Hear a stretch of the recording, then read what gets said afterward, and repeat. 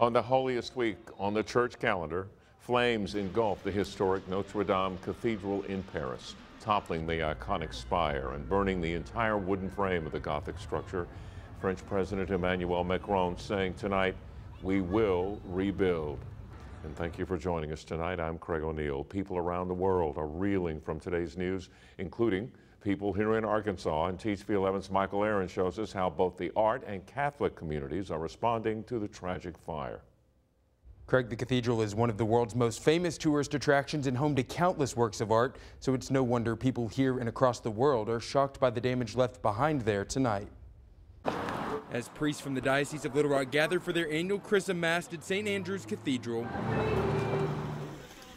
they also mourn destruction nearly 5,000 miles away. It's a sad event. Flames engulfed Notre Dame Cathedral in Paris on Monday, a centuries-old structure and an icon in the Catholic Church. Father Tony Robbins is pastor of St. Joseph Church in Conway. He led 22 Arkansans on a pilgrimage through France last week. It was overwhelmingly joyful. That included a stop at Notre Dame. We're some of the last people to look at the cathedral church before the fire. So it's kind of surreal to see it on the news that it's burning down. Artists here in Arkansas and artists abroad, we're all in mourning. Patrick Ralston, director of the Arkansas Arts Council, has never visited Paris. This is a horrible loss.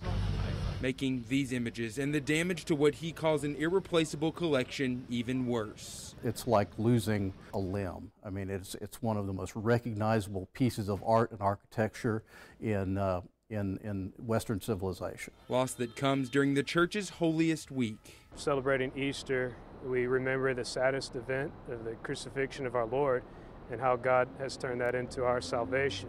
And so we know that God can do great things even in sad circumstances. Though flames gutted the cathedral's roof, firefighters saved most of its structure, including the two iconic towers.